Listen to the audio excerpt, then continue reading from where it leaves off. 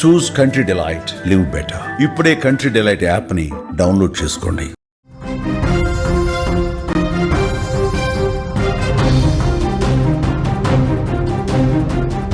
ప్రధాని మోదీకి Donald Trump phone call చేశాడు. పుట్టినరోజు శుభాకాంక్షలు తెలిపాడు ట్రంప్. రష్యా యుక్రెయిన్ యుద్ధం మీద ప్రశంసలు కురిపించారు. టారిఫ్ విభేదాల తర్వాత మొదటి సంభాషణగా తెలుస్తోంది. మోదీ మిత్రుడు అంటూ ట్రంప్ పొగడ్తల వర్షం కురిపించాడు. త్వరలో వాణిజ్య ఒప్పందాలపై చర్చలు ఉండబోతున్నాయి. క్వాడ్ సదస్సులో నేరుగా భేటీకి అవకాశం ఉండబోతోంది. భారత్పై సుంకాలు తగ్గుతాయనే అంచనా కూడా కనిపిస్తోంది. ఈరోజు భారత ప్రధాని నరేంద్ర మోదీ పుట్టినరోజు. 75వ వసంతంలో అడుగు పెడుతున్నటువంటి మోదీకి దేశ విదేశాల నుంచి అధ్యక్షులు ఫోన్లు చేస్తూ ఉన్నారు, శుభాకాంక్షలు చెప్తా ఉన్నారు. అయితే ఈ శుభాకాంక్షల్లో అత్యంత ఆసక్తికరమైనటువంటి అంశం అమెరికా అధ్యక్షుడు డొనాల్డ్ ట్రంప్ ఫోన్ చేసి ప్రధాని మోదీకి ప్రత్యేకంగా బర్త్డే విషెస్ చెప్పారు. ప్రపంచంలోనే అత్యంత శక్తివంతమైన రెండు దేశాల నేతల మధ్య జరిగిన ఈ సంభాషణ ఇప్పుడు అంతర్జాతీయ రాజకీయ వర్గాల్లో హాట్ టాపిక్గా మారింది. ట్రంప్ ఫోన్ కాల్ తర్వాత ప్రధాని మోదీ సోషల్ మీడియాలో స్పందిస్తూ, నా మిత్రుడు ట్రంప్కు ధన్యవాదాలు. మన రెండు దేశాల మధ్య సమగ్ర సంబంధాలను, ప్రపంచ విషయాల్లో భాగస్వామ్యాన్ని సరికొత్త ఎత్తులకు తీసుకెళ్ళటానికి నేను కట్టుబడి ఉన్నాను అని పేర్కొన్నారు. ఇదే సమయంలో ట్రంప్ కూడా తన సోషల్ మీడియాలో, నా ఫ్రెండ్తో అద్భుతమైన ఫోన్ కాల్ సంభాషణ జరిగింది, ఆయన చాలా బాగా పనిచేస్తూ ఉన్నారు. నరేంద్ర, రష్యా యుక్రెయిన్ యుద్ధాన్ని ముగించేందుకు మీరిస్తున్న సహకారానికి ధన్యవాదాలు అని ప్రశంసించారు ఆయన. ఈ పరిణామం రెండు దేశాల మధ్య ఉన్న బలమైన వ్యూహాత్మక భాగస్వామ్యాన్ని సూచిస్తుందని చెప్పొచ్చు. గతంలో ట్రంప్ హయాంలో ఇరు దేశాల మధ్య కొన్ని వాణిజ్యపరమైన విభేదాలు తలెత్తాయి. ట్రంప్ భారత్ మీద 50% సుంకాలు విధించిన పరిస్థితి కూడా తెలుసు. అప్పటి నుంచే రెండు దేశాల మధ్య కొంత ఇబ్బందికర వాతావరణం కనిపించింది, దెబ్బతిన్నాయి సంబంధాలు ఒక రకంగా చెప్పాలంటే. అయినా భారత్ ఎప్పుడూ కూడా అమెరికా ఒత్తిళ్లకు తలగ్గలేదు. దీనికి తోడు రష్యా నుంచి తక్కువ ధరకే చమురు దిగుమతి చేసుకొని లాభాలు పొందడంపై ట్రంప్ అసంతృప్తి వ్యక్తం చేశాడు. భారత ప్రభుత్వం తన విధానాలకు కట్టుబడి ముందుకు సాగింది. ఈ నేపథ్యంలో ట్రంప్ తన వైఖరిని మార్చుకున్నాడు. భారత్ బలాన్ని, ప్రపంచ వేదికపై దాని ప్రాముఖ్యతను ట్రంప్ గుర్తించాడు. చాలా సందర్భాల్లో ఇటీవల మోదీని తన మిత్రుడిగా పేర్కొంటూ ఆయనతో వాణిజ్య చర్చల కోసం నేను వెయిట్ చేస్తున్నానని కూడా మాట్లాడుతూ ఉన్నాడు. జూన్ 17 తర్వాత ట్రంప్ మోదీల మధ్య ఇదే తొలి ఫోన్ కాల్. గతంలో ట్రంప్తో అనేకసార్లు భారత్పై 50% సుంకాలు మోపినట్లు, అలాగే ఆపరేషన్ సింధూర్ని తానే ఆపినట్లు ఈ వాదనను భారత్ అనేకసార్లు ఖండించింది. మనందరికీ తెలుసు ఆ విషయం. ట్రంప్ దాన్నే చాలాసార్లు ప్రస్తావించాడు కూడా, మనం కూడా చాలాసార్లు దాన్ని అలాగే ఖండించాం. ఇప్పుడు ప్రపంచంలో నెలకొన్న పరిస్థితులు కావచ్చు, రష్యా యుక్రెయిన్ యుద్ధంలో శాంతి స్థాపనకు భారత్ పోషిస్తున్న పాత్రను కావచ్చు, ట్రంప్ ఈ విషయాన్ని ప్రస్తావిస్తూ కొనియాడిన పరిస్థితుంది. ఈ ఫోన్ కాల్ తర్వాత ట్రంప్ మోదీలు త్వరలోనే నేరుగా కలిసే అవకాశం ఉంది అని చెప్పి రాజకీయ విశ్లేషకులు మాట్లాడుతున్నారు. ఎందుకంటే క్వాడ్ సదస్సు ఈ సంవత్సరం చివరన జరగబోతోంది.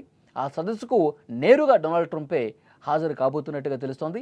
ఈ సమావేశం గనక జరిగితే ఇరు దేశాల మధ్య ఉన్న వాణిజ్య సంబంధాలు మరింత మెరుగుపడే ఛాన్స్ ఉంది. భారత్పై ట్రంప్ ఏదైతే 50% సుంకాలు విధించాడో దాన్ని తగ్గించే దాంట్లో భాగంగా చర్యలు కూడా తీసుకునే అవకాశం లేకపోలేదు. భారత అభివృద్ధికి, ఎగుమతులకు ఇది కొత్త ఊపునిస్తుంది అనటంలో ఏమాత్రం డౌట్ లేదు. ప్రపంచ ఆర్థిక వ్యవస్థలో, భద్రతలో భారత్ ఇప్పుడు కీలక పాత్ర పోషిస్తోంది. అమెరికాతో సంబంధాలు బలోపేతం కావడం అనేది రెండు దేశాలకు లాభదాయకం. ఈ ఇద్దరు నాయకులు ఒకరికొకరు మద్దతుగా నిలబడితే ప్రపంచ శాంతి స్థాపనకు, వాణిజ్య బంధాలకు, కొత్త ఉపాధి అవకాశాలు కూడా మార్గం సుగమం అవుతుంది.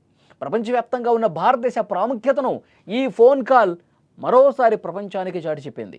ఇది కేవలం ఫోన్ కాల్ మాత్రమే కాదు, రెండు దేశాల మధ్య బలమైన భవిష్యత్ బంధానికి కూడా ఒక సంకేతంగా మేధావులు చెప్తున్న పరిస్థితి, రాజకీయ విశ్లేషకులు కూడా చెబుతున్నటువంటి పరిస్థితి ఉంది. ఎందుకంటే భారత్ ప్రాధాన్యత ట్రంప్కు తెలిసి వచ్చింది.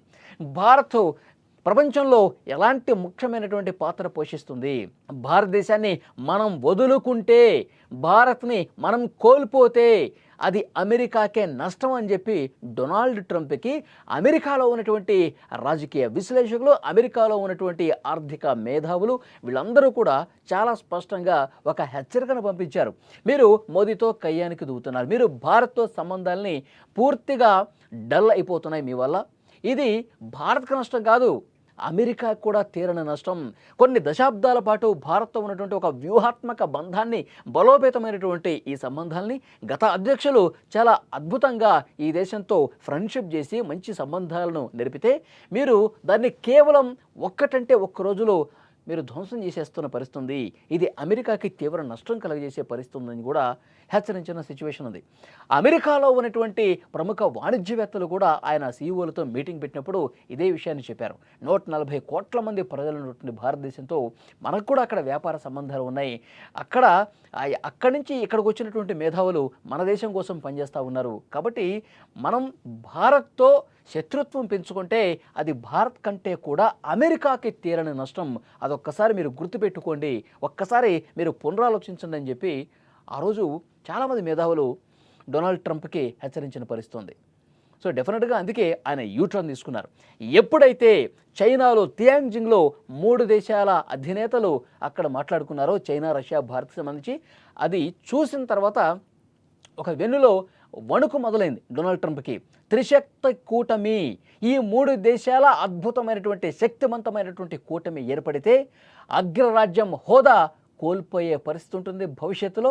దీన్ని గ్రహించాడు కాబట్టి మళ్ళీ తాను యూటర్న్ తీసుకుని భారత్తో సంబంధాలు నడిపే దాంట్లో భాగంగా ఆయన పోస్టులు పెడతా ఉన్నాడు.